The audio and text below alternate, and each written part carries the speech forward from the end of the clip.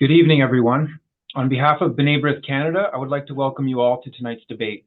My name is Joseph Moyes, and I'm a B'nai Brith alumni who worked as a research analyst in 2023. I'm currently working as a civil litigator at the law firm Dumoulin Boscovich here in Vancouver, and it is my honor to serve as tonight's moderator. Before we begin, I want to take a moment to thank David Gronowski, B'nai Brith Canada's Director of Government Relations, for his efforts to ensure that this important event becomes a reality, and to all the members of B'nai Brith Canada's team who are working behind the scenes tonight. Without them, this debate would not be possible.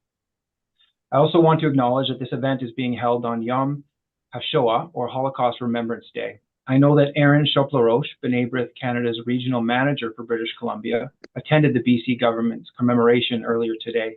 I just wanted to acknowledge the somber occasion. I also want to thank our candidates for taking the time out of their busy campaign schedules to be here tonight. We are truly privileged to have the opportunity to hear from 4 candidates for the riding of Richmond East-Steveston. Each candidate will have the opportunity to deliver an opening statement. Opening statements will be restricted to 2 minutes max. Each candidate will then have the opportunity to provide a 1-minute answer to each of our 5 questions. At the conclusion of each question, each candidate will have the opportunity to provide a 1-minute rebuttal to what they heard from the other candidates. We will then open the floor to questions from the audience. Audience members can submit questions to Aaron Choplaroche using the chat function. I would like to remind our audience that there will be a zero tolerance policy for derogatory comments or for profound language. We will endeavor to take 3 questions from the audience, and each candidate will have 1 minute to answer. Finally, each candidate will have an opportunity to deliver closing remarks for a 1 minute max. For fairness' sake, we will alternate with which candidate goes first for the opening remarks, the moderated questions, the closing remarks, and the 3 questions from the audience. Candidates, although I know it is unnecessary to do so, I ask that you debate in a respectful manner that is fitting of the office that you seek. I will be recording time, and I will inform you when there is 10 seconds left for each of your answers. You have the ability to unmute yourselves, but I will ask that you remain muted until I acknowledge that it is your turn to speak. Now, in no particular order, I would like to introduce you to tonight's candidates. The biographies I'm about to read were not written by B'nai Brith Canada, but were provided directly by the campaigns. First, from the Liberal Party of Canada, Mr. Parm Bains. Born in Victoria, Parm Bains' family moved to Richmond when he was 1 year old. During his service as a member for Parliament for Steveston, Richmond East from 2021 to 2025, Parm was a member of the Committee for Government, Operations and Oversight, as well as the Committee for Access to Information, Privacy and Ethics. Having also served as a public and media relations officer within the government of British Columbia in the past, and later as a lecturer, Parm amassed over 20 years of experience in corporate communications, including public and stakeholder engagement, public policy development, and government and media relations. From the Conservative Party of Canada, Mr. Zach Segal.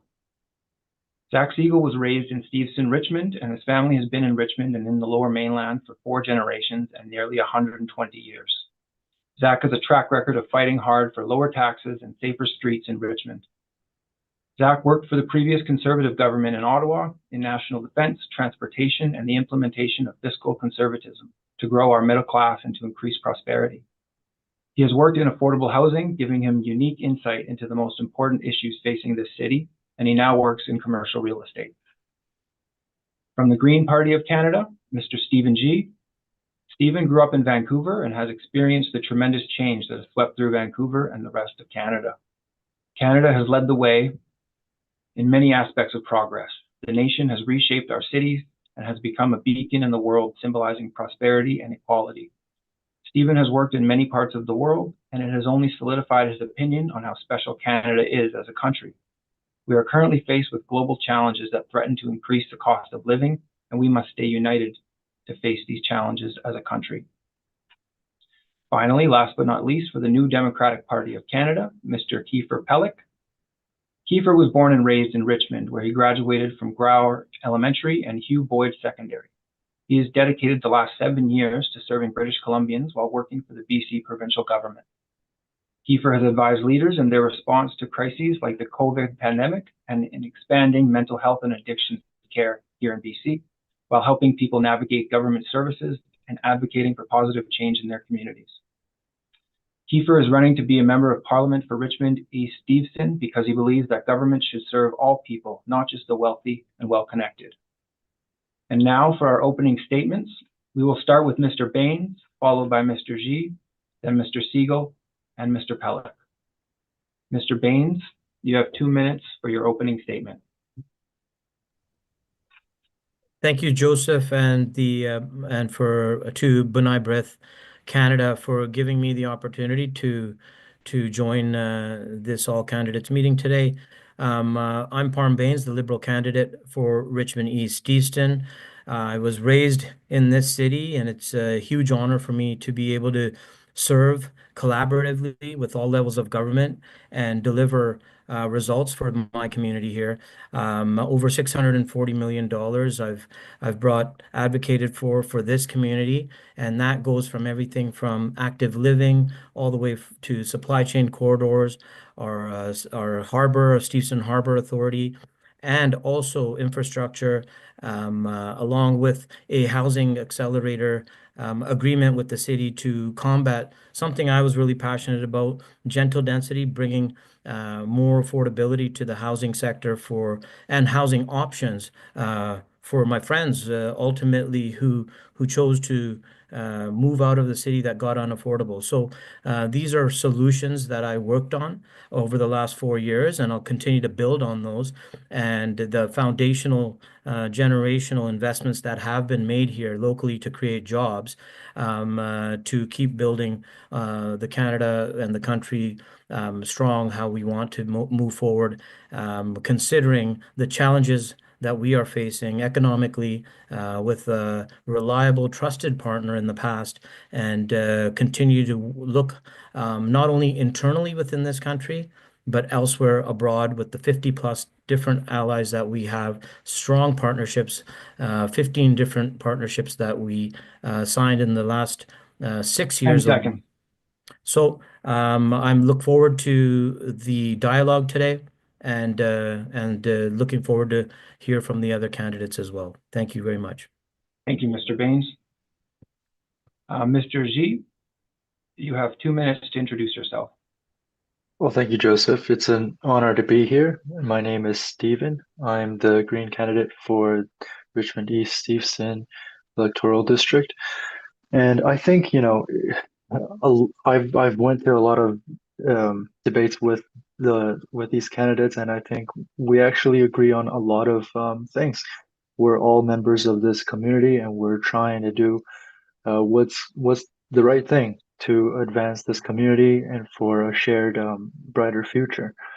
And I hope that everyone gives more support to your local MPs, and so that we can in the federal system, it's less about parties but more about your local MP. I think that's important. Right. Thank you.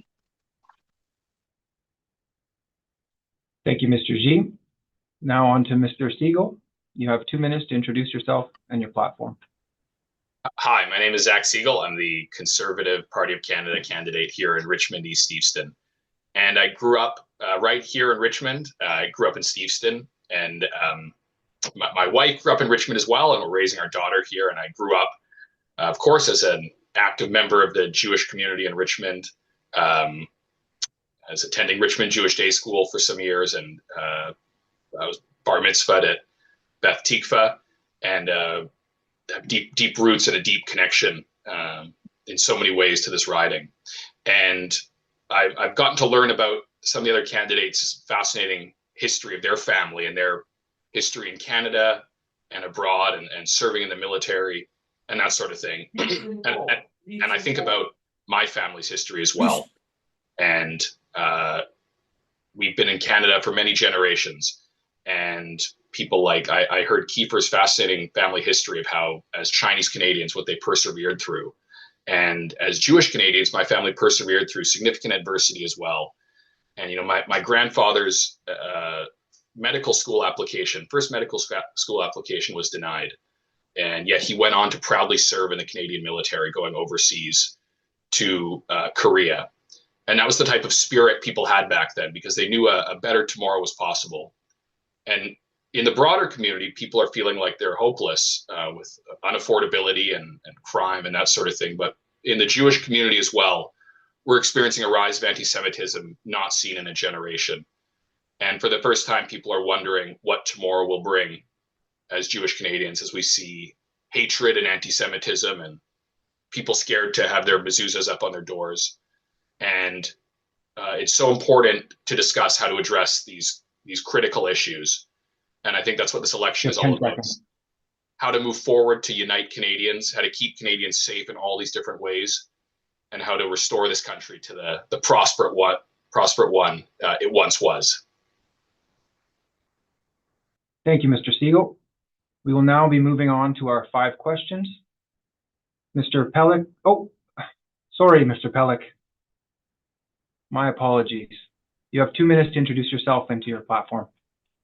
Thank you. Thank you to B'nai Brith Canada for hosting today's all-candidate meeting and all who are in attendance to participate and watch this important discussion. I also want to acknowledge that we are participating on Yom HaShoah, the Holocaust Memorial Day. It is with heavy hearts that we mark this occasion and remember those who were lost during the Holocaust and those who survived but carried their scars, both visible and invisible, for the rest of their lives. My name is Keefer Pelech. I'm the NDP candidate for Richmond East-Steveston. I'm running in this election because I know what's at stake. We're in a time of economic uncertainty, division, and rising hatred. Rising anti-Semitism really at the forefront of that. That is why we need leaders who will stand up for safety, equity, and justice, and who will center people in our country's response to Trump's tariffs and division. I was born and raised in Richmond, and I'm lucky enough to be raising my son here now. My life, just like our city, has been enriched and benefited from our relationship with Richmond's Jewish community. Growing up here, my oldest friend is Jewish actually, and it has led to some incredible experiences for this Chinese Ukrainian kid who grew up here. I'm not religious, but I would go to my friend's house for sleepovers, and after, actually, Zach, we would go to Beth Tikva, and that's where I learned about the Jewish faith. And as a teen, we would compete in Battle of the Bands at the JCC.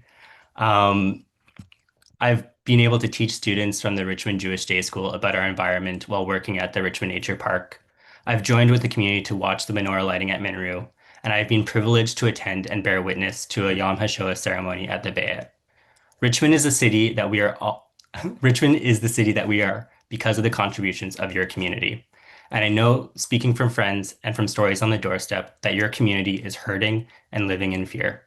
My hope is that through tonight's event, you can see that your future here, as with all Richmond residents, is bright. We will get through this uncertainty together. And I know for all the candidates, that is not a partisan position. That is a Canadian one. Thank you. Thank you, Mr. Pelech. And now we will proceed to our 5 questions. Mr. Pelech will answer first, followed by Mr. Segal, then Mr. G, then Mr. Bains. The first question is, if elected, what changes to the criminal code will you and your party make to better fight hate crimes and help law enforcement stop them? Mr. Pelech, you have 1 minute. Thank you. Just last year, NDP MP Peter Julian introduced a private members bill that would ban the display and sale of symbols of hate, such as Nazi flags and paraphernalia. That's something that we could do right away. I actually have an experience of walking into a Army surplus store in New West, looking for camping gear and seeing a Nazi flag on display for sale. And that's crazy. I'm not Jewish, but I know I was filled with this sense of, am I safe as a person of color? And that's unacceptable for everyone, especially for people within the Jewish community who face anti-Semitism and who these symbols evoke so much of a deeper feeling. That's something that we could do right away to make sure that these symbols are not being displayed, that we are not spreading these hateful messages, and no one is profiting off of the sale of them. Another thing very quickly that Peter Julian introduced was 10 seconds.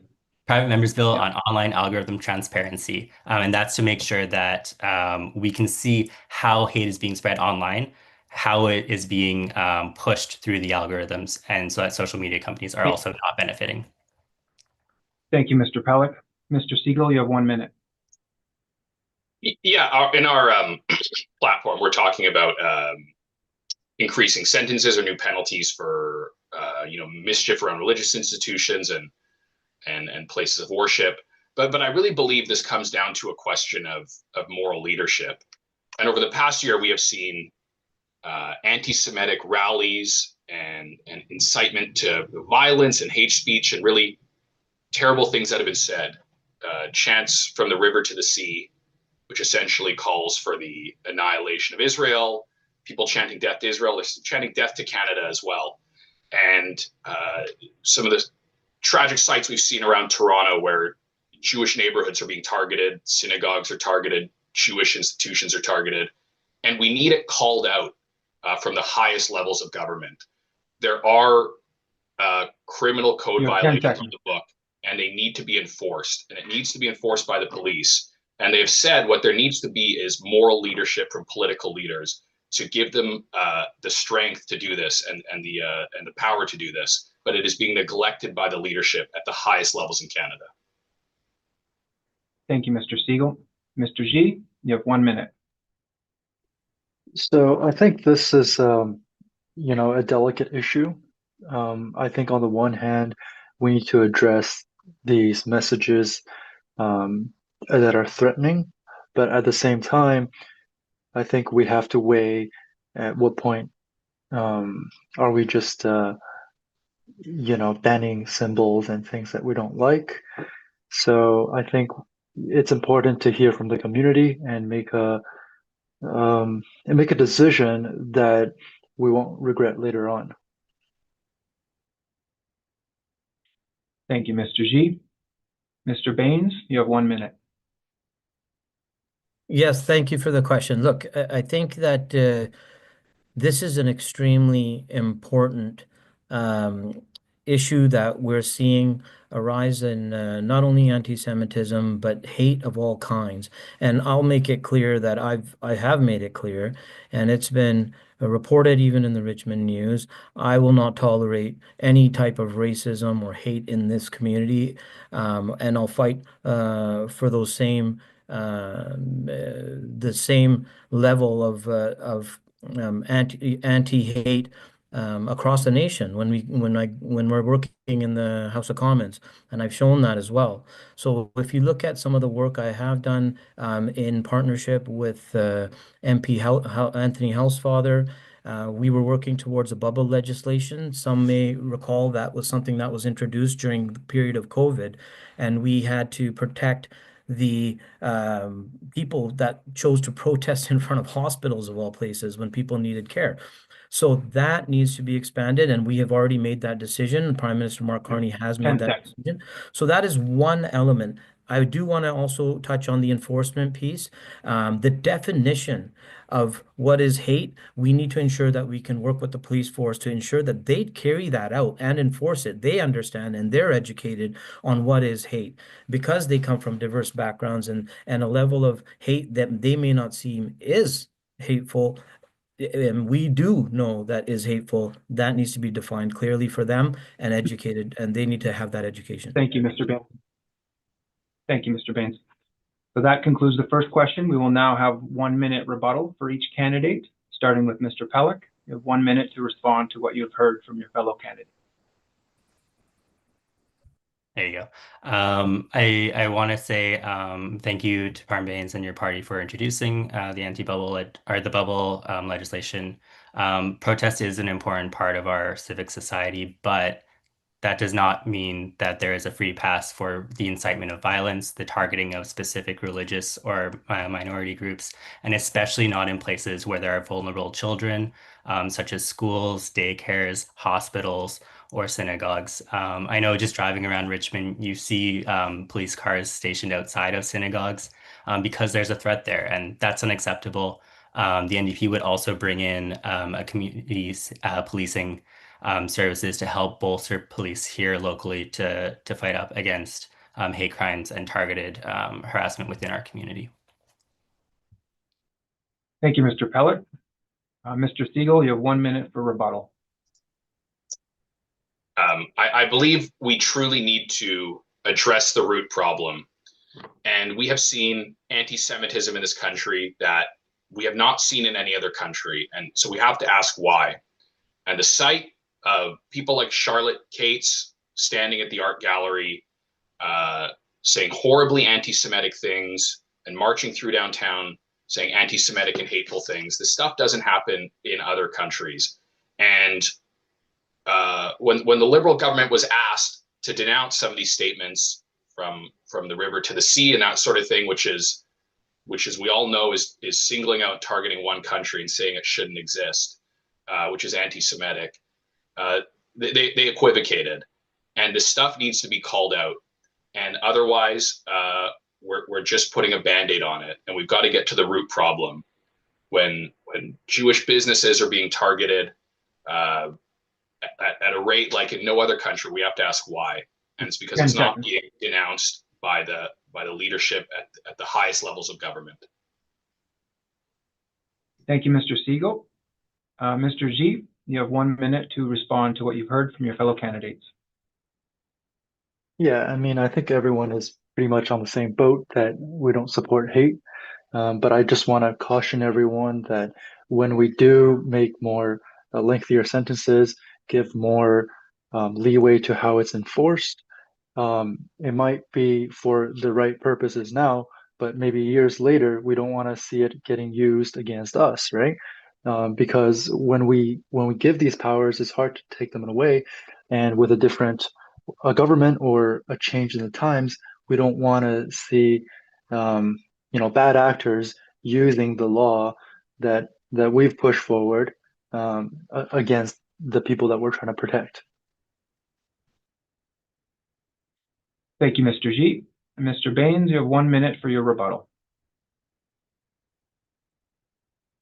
Well, I'll just add that in addition to the bubble legislation, which makes it a criminal offense to intentionally or willfully obstruct access to places of worship, schools, community centers, we also worked on increasing the funding to the Canadian Community Security Program, which also protects the communities. And I understand, like, we can talk about putting money towards these things and making sure that there's security in place to combat some of these things, but it does come back to the education and the enforcement. The laws are in place. We look at bail. There's been a reverse onus strengthening on the Bail Act, which the criminal code on bail reform, which puts the onus on the accused person to prove that they haven't done something wrong versus a judgment being made. So I think back to the educational piece, making sure the laws are clear, the definitions are clear, and our police forces, police agencies, and everybody who's enforcing it or meant to enforce it understand it, and they follow through on those orders. Thank you, Mr. Bains. Now, before we move on to our second question, I just want to remind the audience to send all of their questions to Aaron directly. He has changed his name in the chat to audience questions. And I also remind you that they should be worded and directed towards all of the candidates, not just a single candidate. Now on to our second question. If elected, what steps will you and your party take to list all terrorist organizations along with individuals and entities that belong to them that endanger the lives of Canadians and individuals around the world? Mr. Pelech, you have 1 minute. Yeah, I just want to start by saying I think that everybody in this meeting on the stage agrees that terrorism and hate have no place in our world and in our community. The NDP, we will work with every other party to ensure that terrorist organizations are not operating in Canada and do receive sanctions that are fitting of the violence that they're inciting around the world. Just to repeat again what we said earlier, we support the expansion of bubble legislation to protect places of worship, schools, and community centers within the Jewish community. Again, we will bring in a community police safety program to help alleviate the safety concerns within our community directly. Thank you, Mr. Pelech. Now on to Mr. Segal. You have 1 minute. Yeah, there was a motion passed in the House of Commons almost 7 years ago now to list the Iranian Revolutionary Guard Corps as a terrorist group. And the government delayed listing it for years for whatever reason.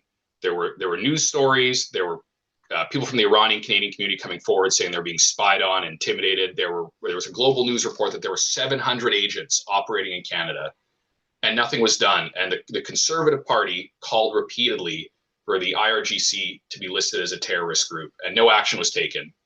And unfortunately, it wasn't until the night of a by-election in Toronto with a large Jewish community that the Liberals were on the verge of losing that action was taken. And it's so important when we're dealing with national security threats that we address it, not from a political angle for votes or what have you, but for the security of Canadians. And I heard going door to door, people in Richmond, people from the Iranian Canadian community said they knew they were being spied on. They were scared to speak their mind, and the government delayed this. And it was the Conservative Party that forced the government's hand to finally take action on this terrorist group. Thank you, Mr. Segal. Now on to Mr. G. You have 1 minute. Yeah, so I mean, I think there's a lot of terrorist organizations around the world, and a lot of it is very political as well.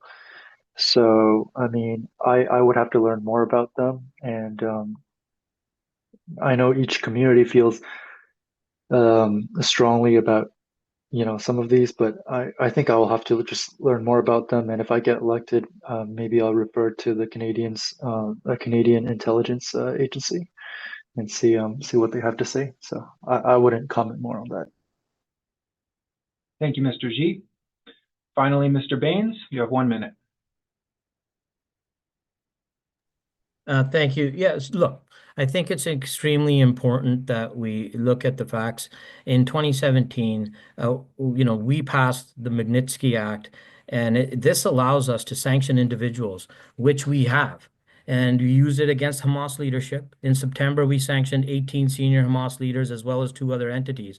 So some of the examples I think we can are well known: the Mujahideen, Islamic State, the Democratic Republic of Congo, and others. So, I think if we look at the complications around listing a terrorist organization, quite frankly, a country, the Iranian Revolutionary Guard was a terrorist organization. I believe it was as much a terrorist organization now as it was 10, 20, 30 years ago.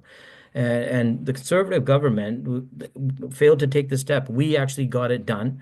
So I think that it's not about arguing like who has it, who's done it before, who didn't. We understand there's complications around these things when you're dealing with different nations, but the action's been taken, and we're serious about it, and more will be done, and they're not the only ones. We've taken steps to also list cartels as terrorist organizations, and there'll be more work done on that. If it comes down to protecting Canada's borders, and from coast to coast to coast, we will take action to make sure that terrorist organizations, cartels, drug pushers anybody who associates with them will be listed as terrorist organizations.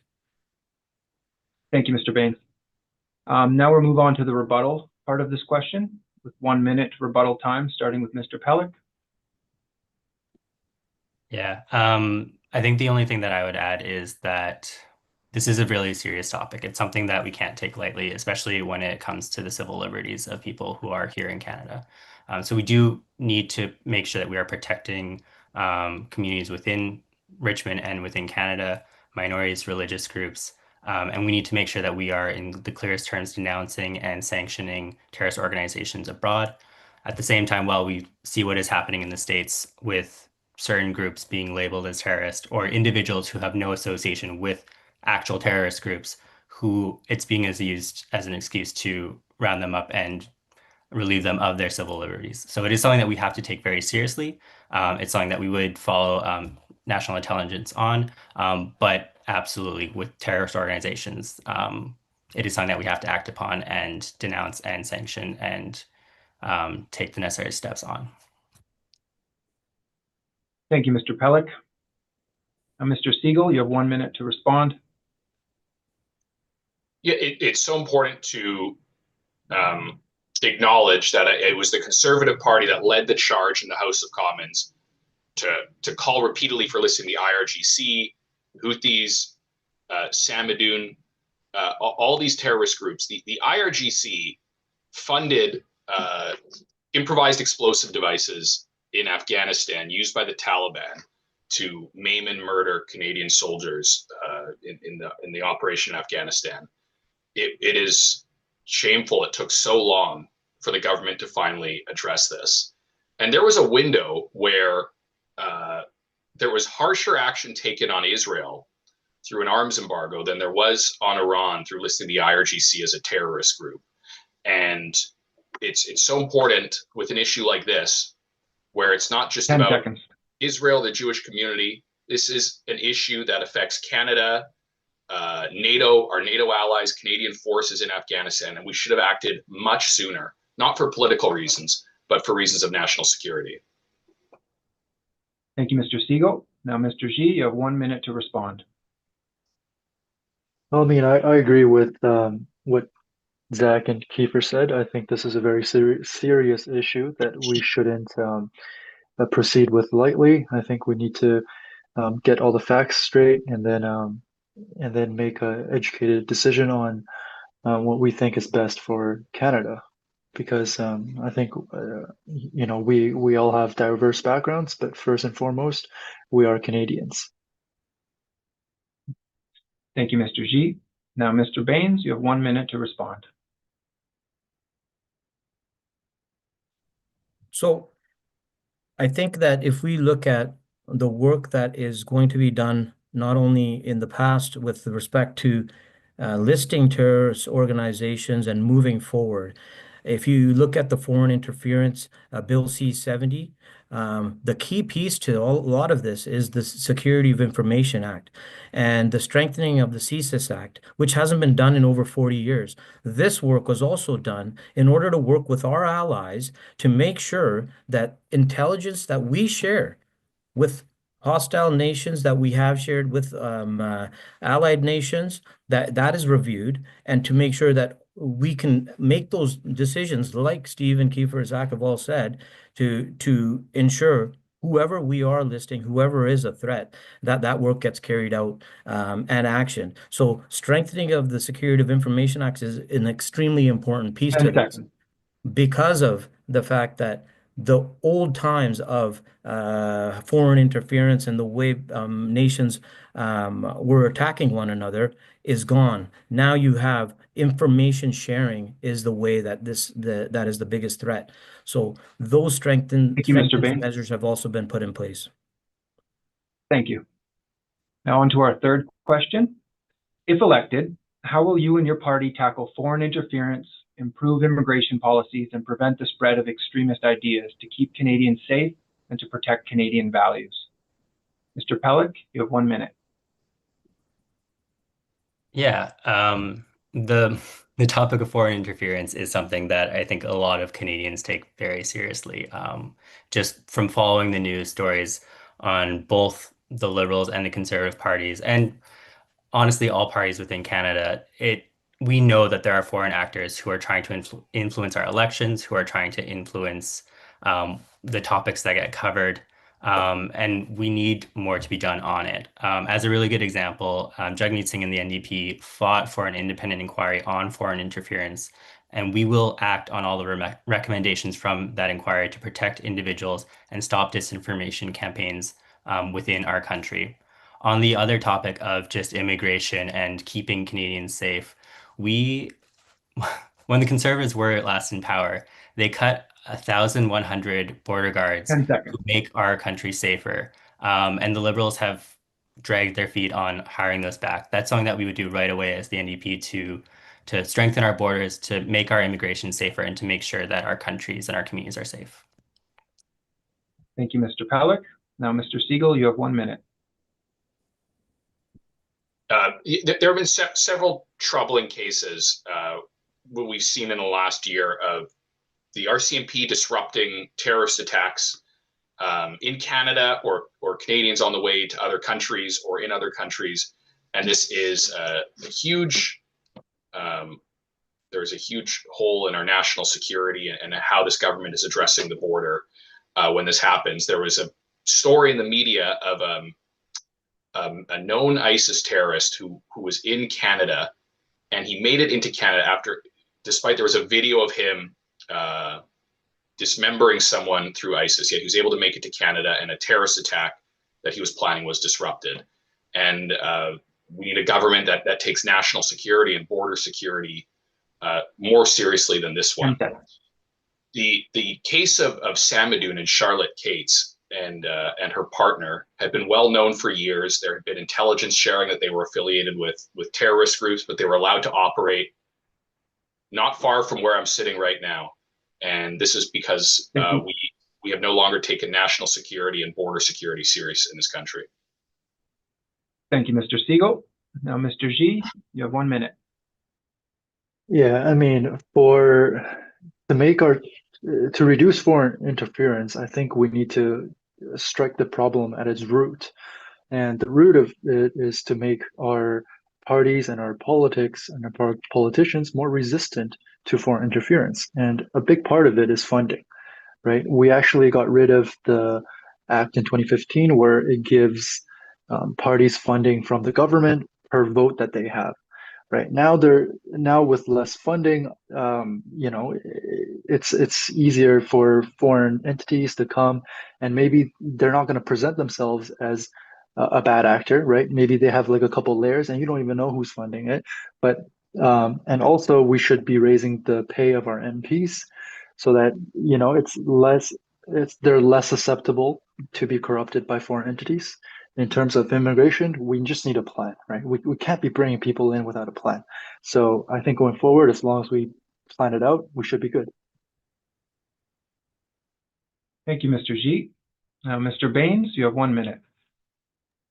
I'll just build a little bit on Bill C-70, which I talked about in the previous answer. So that act, the CSIS Act and the Security of Information Act, is an enforcement piece, and 3 new offenses were also added to this.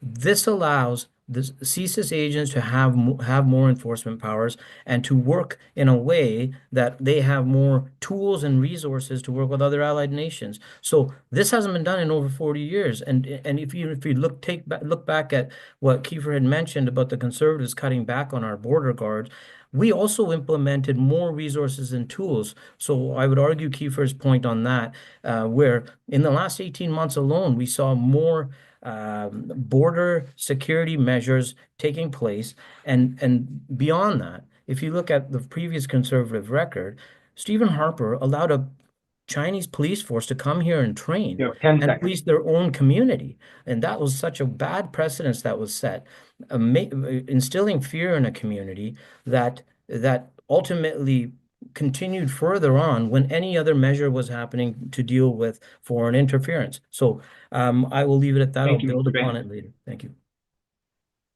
Now we have 1 minute rebuttal for each candidate, starting with Mr. Pelech. You have 1 minute. Yeah, I would just also add, I know that the Conservatives talk a really big game on community safety, and that is something that is really important. Everyone deserves to feel safe in our community. When Mr. Poilievre was in the Harper government in cabinet, they cut 600 million from the RCMP budget nationwide in a single day. That doesn't make our community safer. That's why the NDP will bring in a national crime prevention strategy and again bring in community-based policing to get at the root of it in our communities. And then just to Parm's point, it took 10 years to move on that border security issue. We would rehire back those 1,100 border officers and ensure that our borders are safe when people come into our country. Thank you, Mr. Pelech. Now, Mr. Segal, you have 1 minute for your rebuttal. Thank you. I think it's important to reiterate that this is not just some sensational story that a known ISIS terrorist was able to enter Canada. And this speaks to a total lack of seriousness when it comes to national security and border security. And this comes back to the issue of the IRGC and Samadoun and these people and these groups that were able to operate in Canada for so long, despite so much outrage and protest. And the last conservative government closed down the Iranian embassy here when there were reports that people were saying they were being intimidated and spied on. And they took action right away.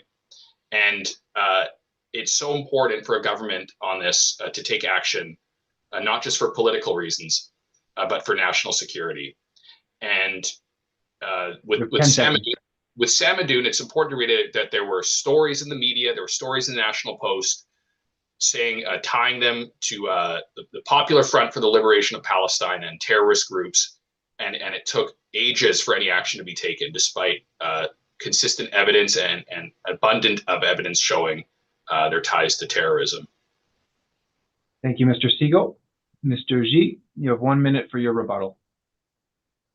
Yeah, I mean, I'd just like to reinstate my point that I think we need to have our political parties and our politicians funded by the government, and we need our public servants to be better paid, so that this kind of interference is not something that they would even consider.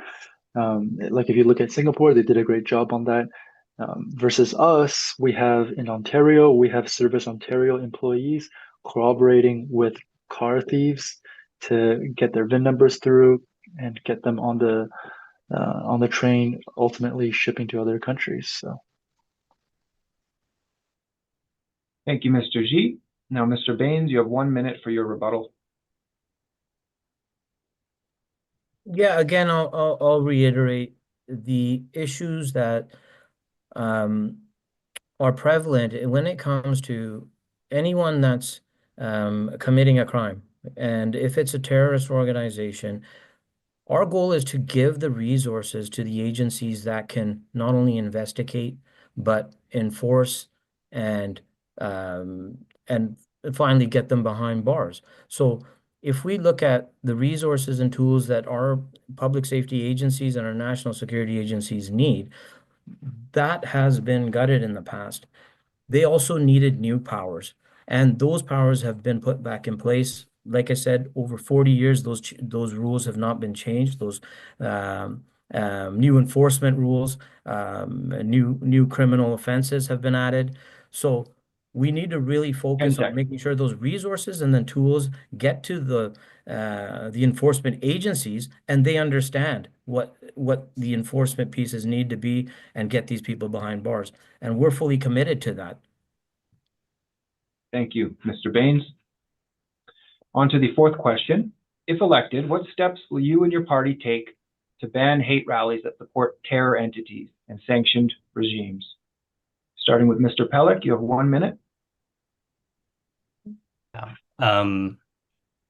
After the horrific terrorist attack on October 7th, I know that a lot of people in our community did the thing that we think is right, and that is calling the folks we know in the Jewish community to check in to make sure they're okay.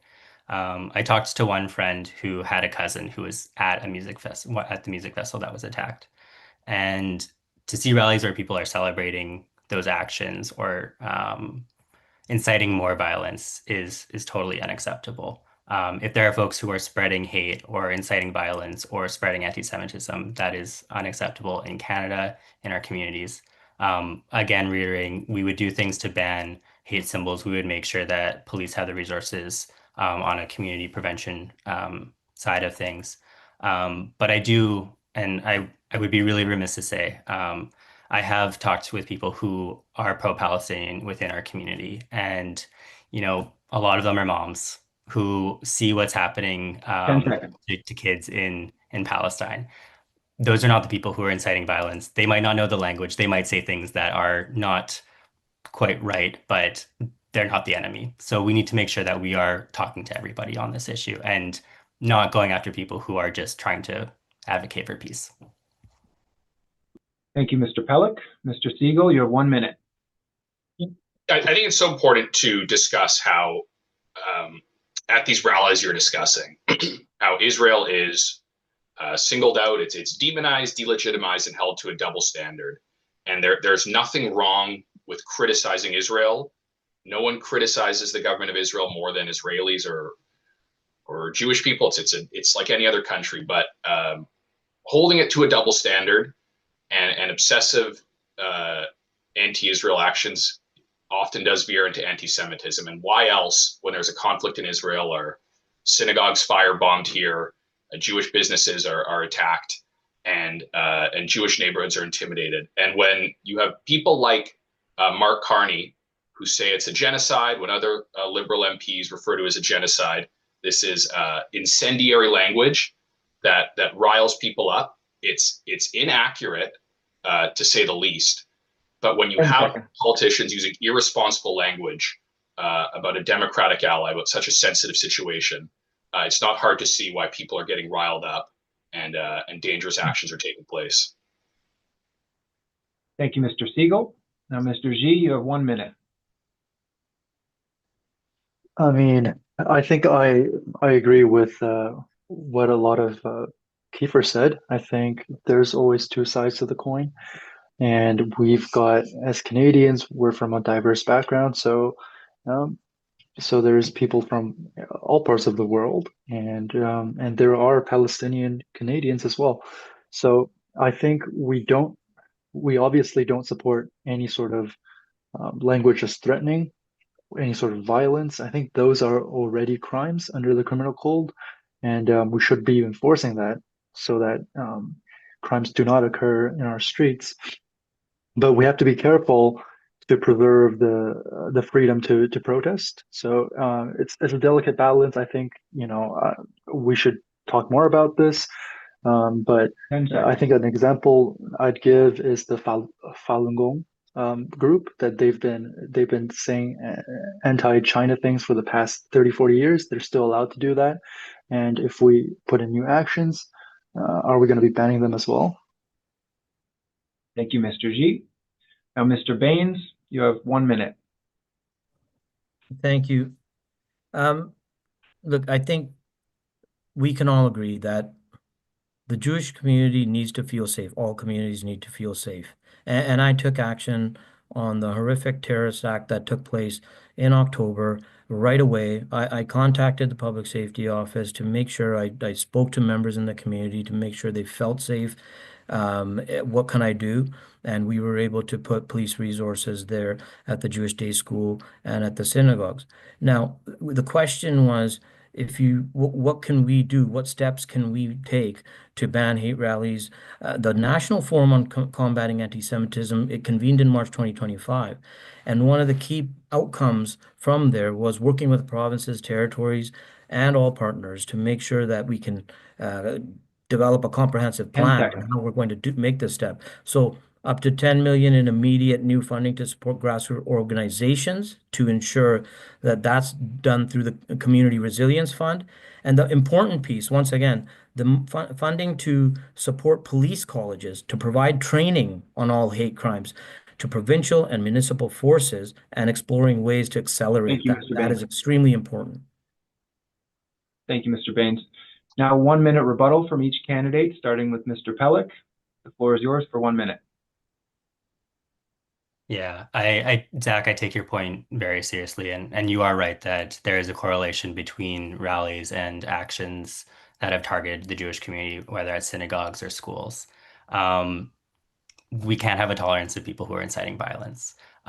You are also right about how the people who are the most who are the most critical of Israel are people living in Israel, and that is because they are a democracy and they are well informed and they know what the threat is there. Everyone in Richmond in the Jewish community knows somebody in Israel, has family, has friends there. They know the terror that they have experienced from living on the border. Again, at the same time, there are children in Palestine who are going without aid. So we do need to make sure that we are separating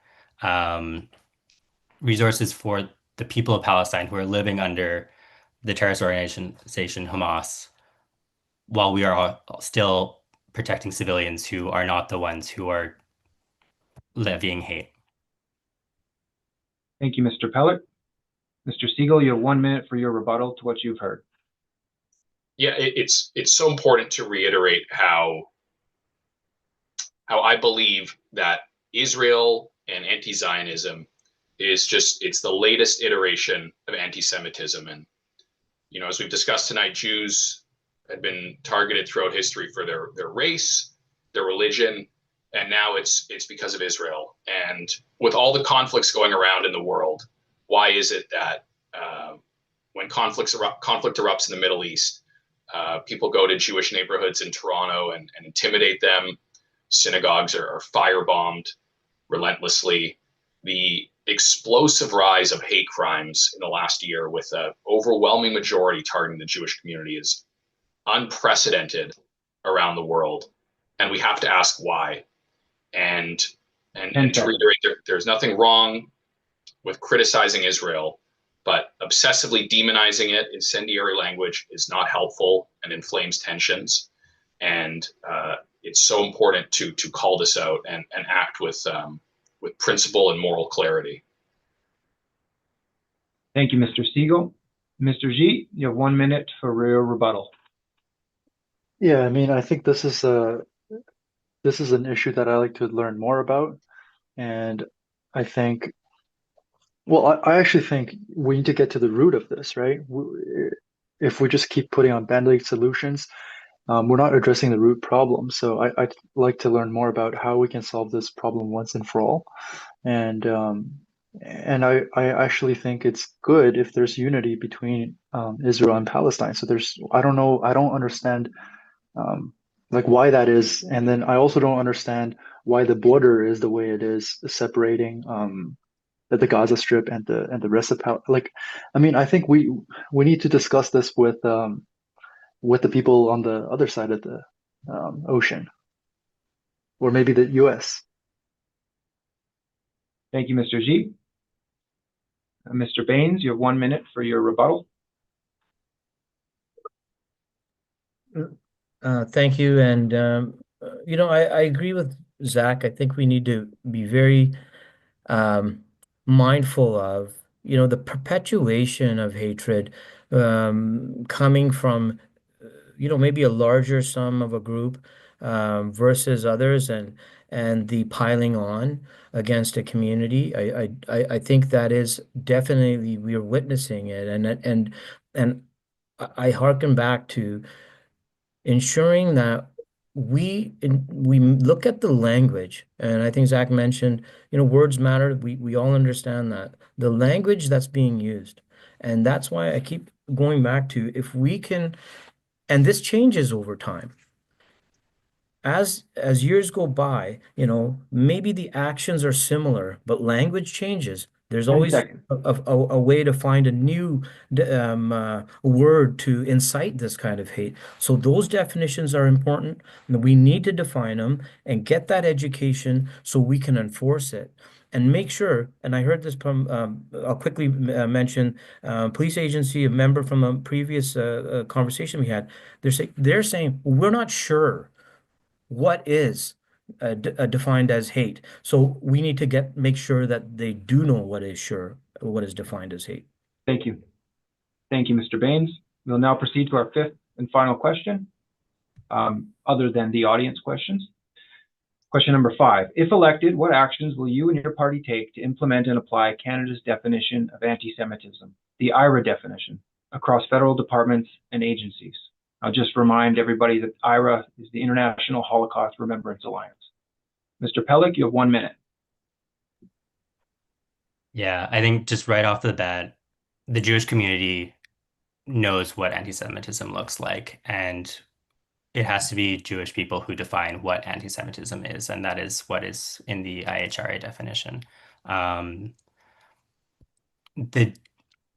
matter what, the NDP are going to root out anti-Semitism as it presents itself in any federal departments and agencies. We will work across the aisle with all parties to ensure that any Jewish people who are working within the Canadian government feel safe at work, feel safe in their community, and we will work with you on that point. Zach, you raised a really good point about how anti-Semitism rears its head around again and again in different forms, whether it's blood libel coming back in a new form in this age, whether it's anti-Israel sentiment, and the right for Israel to exist as a state. We should be calling those things out. But you're right. Israel is a state. It is open to criticism as a government, like any other country. The fixation is something that needs to be looked at and how that gets used to incite violence as well. Thank you, Mr. Pelech. Now, Mr. Segal, you have 1 minute. The issue of anti-Semitism has gripped. It's festered into universities, into government, and it all revolves around, as we've discussed, people using Israel as a club, basically to intimidate and bully Jewish people. And there was a story of a professor, a medical school professor at UBC, who there was constant obsession with Israel and petitions and letters and derogatory memes and that's things going around. And he knew he felt very intimidated and targeted for being Jewish and eventually resigned. And this is the type of thing we have to nip in the bud. And there have been some very troubling instances where consultants have received grants and money from this government, and it turned out they had said horrific things about Jewish people and about Israel on their social media. And this seems to be a trend you wouldn't see with other governments. And the incident of Laith Marouf, when he got a grant for $100,000 and it turned out he'd said horrible things on social media. This is why it's so important that the definition is utilized by government and it's acted upon properly. Thank you, Mr. Segal. Mr. G, you have 1 minute. I mean, I'd have to learn more about this. I haven't read the definition of anti-Semitism, but I imagine it's just not racism, right? So I'm fully on board with not being racist to any race, and I think we should not be judged by the color of our skin, but our character. So I think I'm fully on board on enforcing that and making sure that no race is being singled out. And and I've seen recently in social media there's a lot of racism directed towards Indians. I see a lot of memes. I think we should be more united. Whatever your background, whatever the race you might be, I think it's important to realize we're all Canadians and we're in this together. Thank you, Mr. G. Now, Mr. Bains, you have 1 minute. Yeah, thank you. And in 2019, the government of Canada adopted the IRA definition, and I think it's important to note that this will serve in a capacity that it can help inform development, inform and develop, and the development of staff, training materials, and educational materials for government staff, other departments, institutions, and an ongoing professional development training for law enforcement. And I know I keep going back to that, but in partnership, when you look at civil society organizations and the Jewish community does a really good job of educating everyone. And I think that it was important that this came forward and it's been adopted by the government of Canada. It will contribute to an understanding and awareness, a part of the law enforcement professionals on the many and varied forms of anti-Semitism. And that is where I believe the focus needs to get to. We want to enforce these things and get to the root of those issues. Thank you, Mr. Bains. Now for the rebuttal part, starting with Mr. Pelech, the floor is yours for 1 minute to respond to what you've heard. Yeah, I think one of the core aspects of the IHRA definition is the right to criticize Israel as a state. And I think that is one of the things that a lot of the people who have a problem with the IHRA definition, they're worried that it stifles that criticism. I take Zach's point about the piling on. That is a true fact. There are people who hate the state of Israel or who disagree with its actions and use that as an excuse to target the Jewish community internationally and in Richmond and in Canada. And that is the hate that we need to target and we need to address. The Jewish community is a very diverse community. There's a diversity of opinion both here and in Israel, is a 10 democratic seconds. state with a wide range of political views and a wide range of actions that people take on those views. And therefore, we should not be targeting an entire people, an entire religion, an entire group, just because they belong to the Jewish community. Thank you, Mr. Pelech. Now, Mr. Segal, you have 1 minute to respond to what you've heard from your fellow candidates. Yeah, I appreciate everyone's response, and it's so important to call this out and nip it in the bud. And there were people on October 8th who went out into the streets to celebrate October 7th, and this couldn't hardly be considered being pro-Palestinian. This is simply being anti-Israel, being anti-Semitic. There were some very, very troubling incidents this year where people who would normally consider themselves feminists were denying the sexual assault on October 7th. And these are the types of things that had festered into society. And it's so troubling. And as we've discussed, that this, when you see such a glaring obsession, people who are normally concerned about women's rights denying what was the obvious sexual assault on October 7th is very troubling and is anti-Semitism. And as this festers throughout Canada, it's so important to call it out for what it is. Thank you, Mr. Segal. Now, Mr. G, you have 1 minute to respond to what you've heard. Yeah, I mean, I'm just learning about the IRA, but I think we should just have a general bill overall that curbs racism as a whole, right? I mean, we can solve the problem for everybody.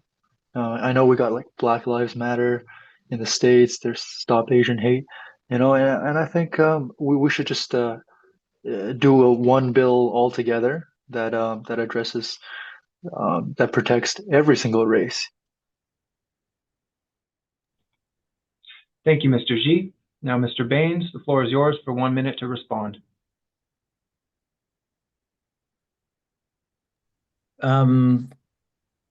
Look, I think like we this is on top of what we all know that we have in the Canadian Charter of Rights.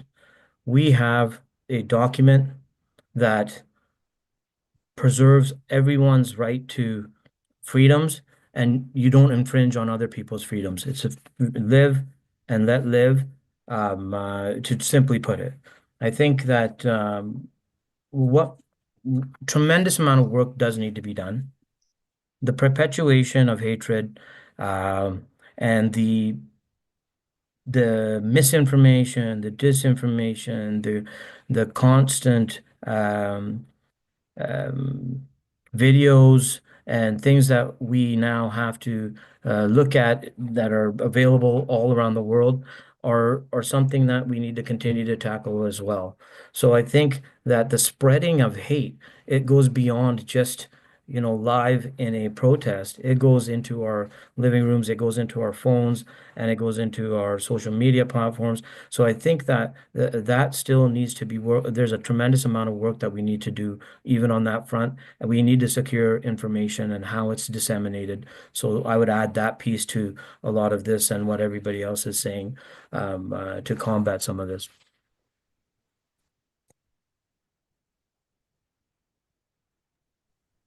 Thank you, Mr. Bains. We will now open up the floor to audience questions. Each candidate will have 1 minute to respond to each question, and there will be no rebuttals. So the first question from the audience, looking in the chat here, if elected, what will each of you do to address the housing crisis in BC? And I'm going to ask you to respond in a different order this time, starting with Mr. Segal. The floor is yours for 1 minute. Yeah, this is one of the most important issues, and it's so important to work with the municipalities. The taxes, fees, and development costs that are added on to the final sale of a house can add up to $30,000, $40,000, $50,000. We have a plan to work with the cities to incentivize them to reduce the development costs and these fees, in addition to our GST cut on homes under $1.3 million. These two programs together could result in savings of up to $100,000 on the sale of a new home. And we also want to work closely with the cities. Cities control the zoning, the permitting, the development charges. We want to incentivize them to build the right type of housing and really solve this problem. This is how we're going to do it, through incentivizing rewards and just reducing some of the red tape. We have so many federal lands where we could be building housing on in this country that we're going to be selling off. And it's so important when talking about housing and affordability to also talk about the issue of wages and economic opportunity. And wages and salaries have not kept up with the exponential growth in housing costs, while wages and salaries remain stagnant. We've got to address our economy as well as addressing the housing issue. Thank you, Mr. Segal. Now, Mr. G, you have 1 minute to respond. Or sorry, 1 minute to answer the question. Right. So the housing crisis is not about housing, actually. It's about Canadians having no money. So right now, what we see are super high costs, and there's just no wages to back that up. And you can see that with the rent. The rent is quite low compared to the housing price. And the last thing we want to do is have the housing market crash. So we need to give more money somehow to Canadians, whether through less taxes or just more support. What we need to do is find out a way to strengthen Canadians so that we have a healthier system. Right now the cap rate's only 2%, 3%. Developers are losing money. They don't want to build. Nobody wants to invest. So we need to get the wages up so that people can buy, people can rent for higher prices and make it make sense again. 10 seconds. Thank you, Mr. G. Now, Mr. Bains, you have 1 minute to answer the question on housing.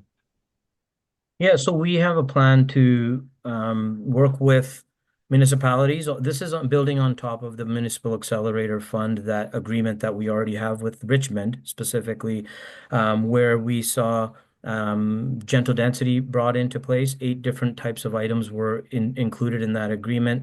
Zoning changes, which allowed for more to be built on less land to drive some costs down. But again, the issue of development cost charges, which impact builders so much, that we have a plan in place where we will work with Metro Vancouver through the Canada Infrastructure Fund and build the infrastructure, pay for the infrastructure to reduce the DCC charges that are applied to builders here, because those DCC charges go for infrastructure and wastewater and some of these other items. So that will be through that infrastructure fund to reduce those.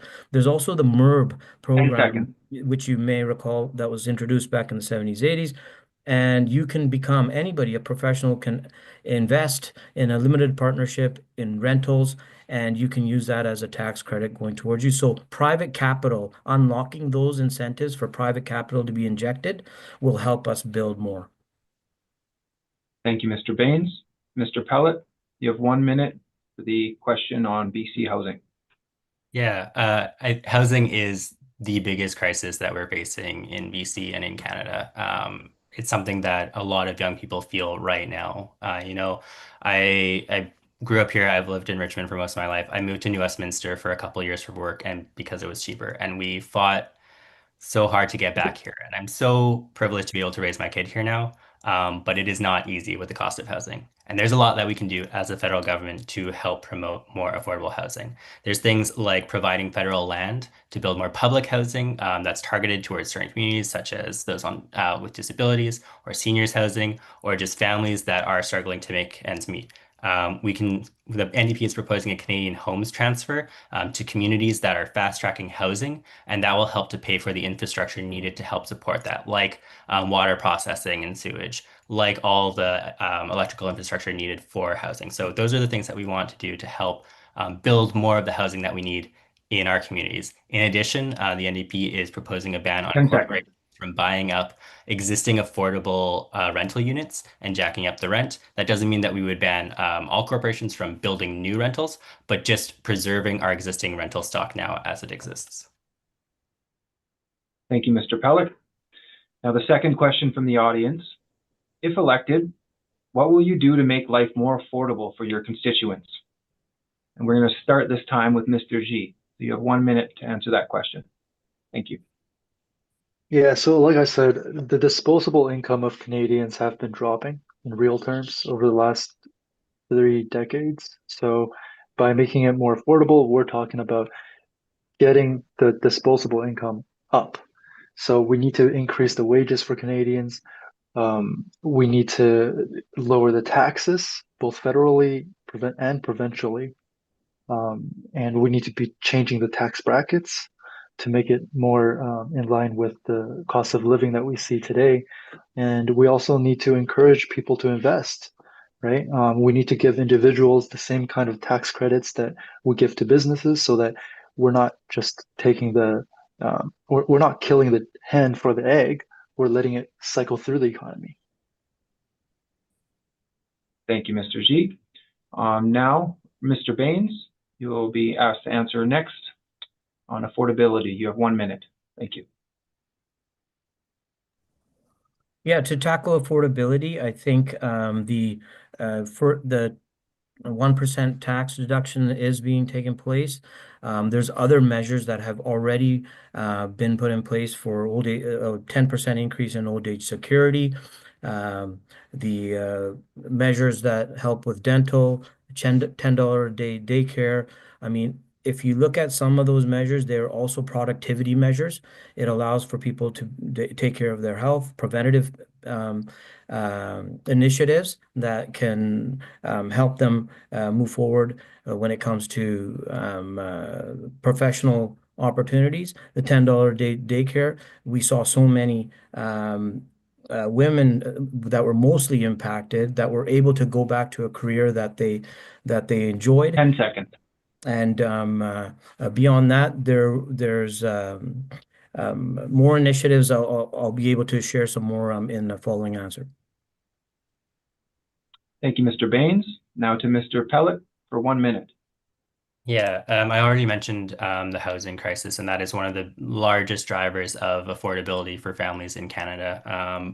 In addition to that, there is the cost of inflation in food and groceries. The NDP is proposing a freeze on GST specifically, or a cut on GST for essential goods such as home heating, groceries, supplies for children such as diapers and clothing. And that is the way that we can help families right away, all Canadians really, right away with their costs. That's something that was introduced a couple months ago, but it ended in February. We would make that permanent to help support families right away. And then I'm really glad Parm brought up dental care, pharmacare. Those are programs that help Canadians not have to choose between their medication or seeing a dentist and putting food on the table for their families. So we want to expand those things. Those are NDP initiatives that we are really proud of.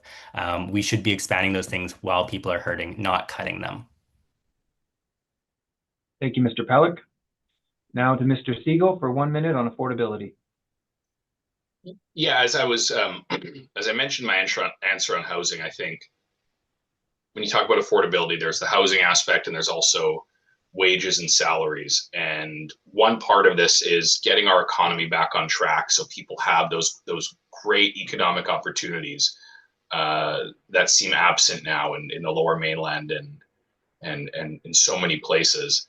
And this is through getting our economy kickstarted. And we have had really, really poor economic growth. On a GDP per capita scale, we're almost at the bottom of our partners in the last several years. And this leads to lower salaries and less opportunities. On a day-to-day basis, we're proposing, and we'll bring in a 15% tax cut, which will provide much needed relief to people suffering under inflation and high taxes and the high cost of food. And I think all these things together, if we can really kickstart our economy, bring much needed relief through tax cuts and other measures, we can really help people get back on their feet. Thank you, Mr. Segal. Now on to the last question of the evening. What is your position on protesters chanting slogans such as "From the river to the sea" that promote the destruction of Israel?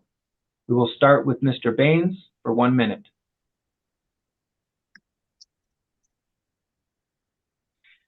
I'm already on mute. So my position on that is that it should be those should be targeted as hate messages, and we should be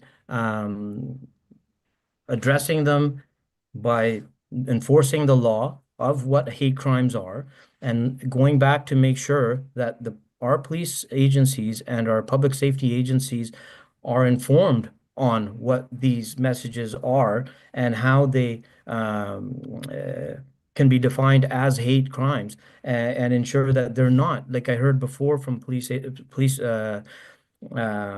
members of the police service who in a previous discussion talked about, we're not sure what is a hate crime and what language should be defined as that. So we need to work together, especially with the Jewish community here, to ensure that we can put that education forward to make sure our police agencies know what the definition of hate is 10 seconds. and what language should not be used, and then we enforce it and make sure that those the people are held accountable for making those hate-based comments.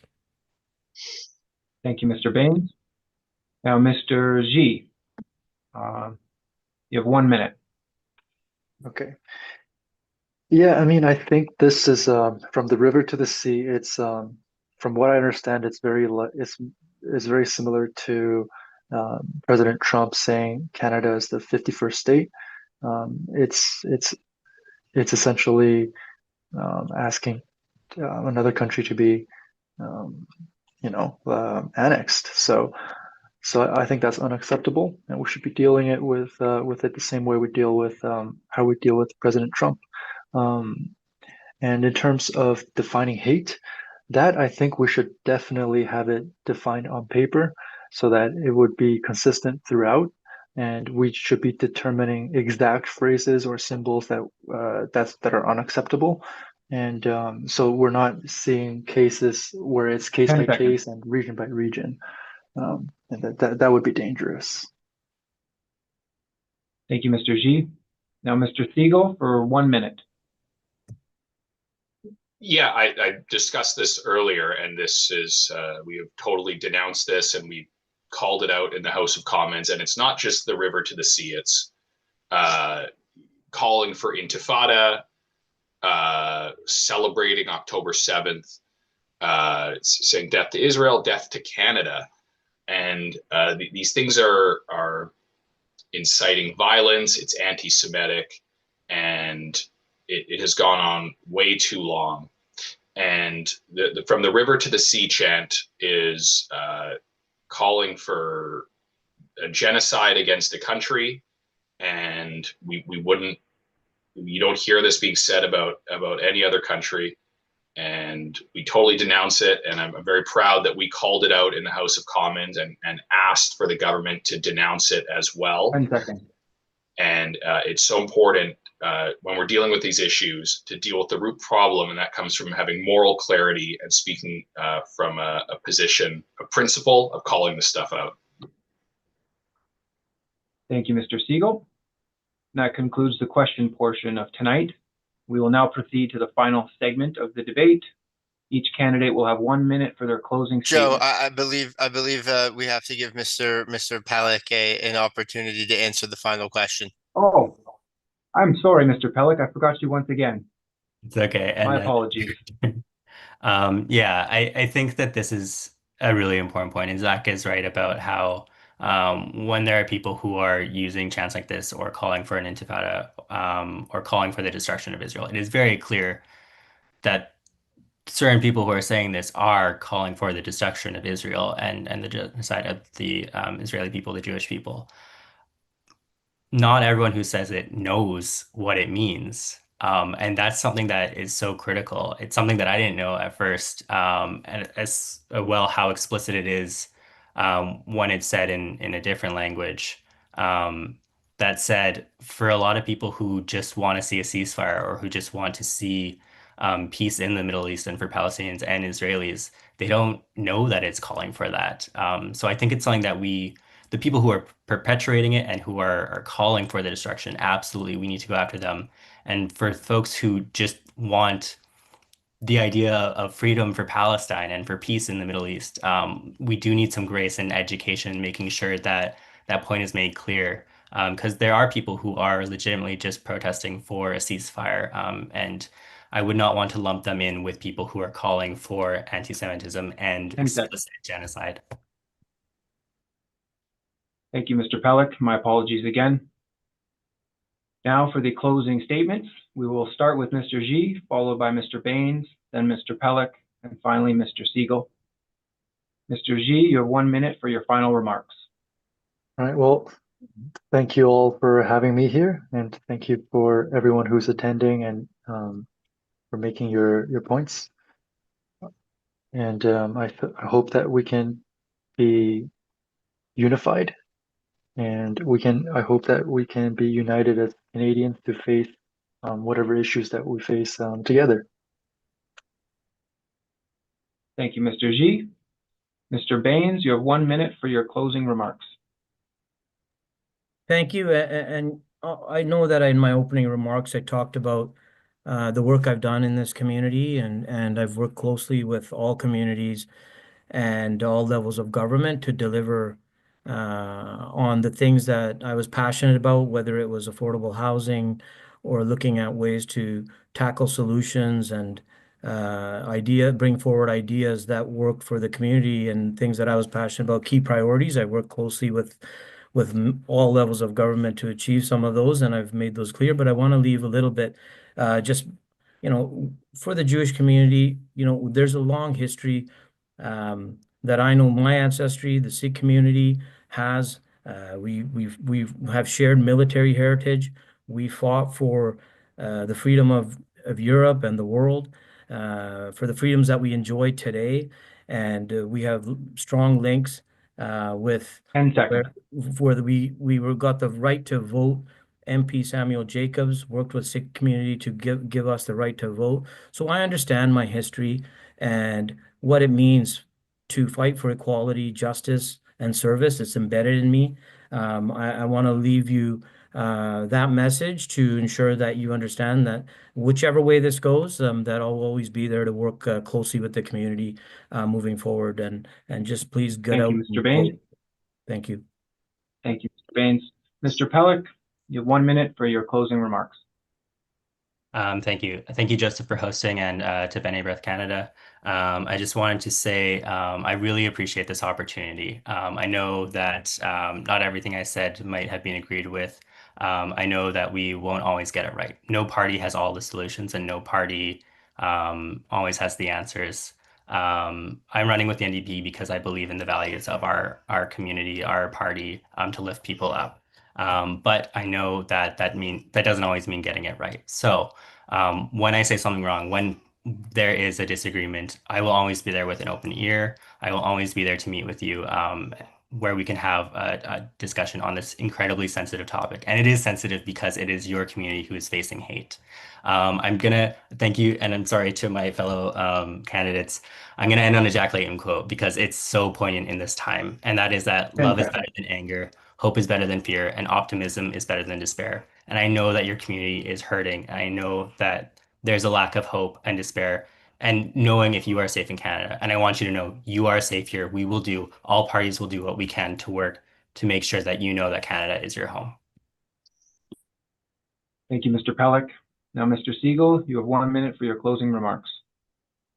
Yeah, thanks for having me tonight. Thanks for everyone for participating. And through these debates, I've gotten to learn Parm's family history through fighting in the Second World War, and Keefer's family's history through the Chinese exclusion tax and the head tax. And it's, I'm motivated and moved by the history of this country and how people persevered to bring a better Canada for the next generation.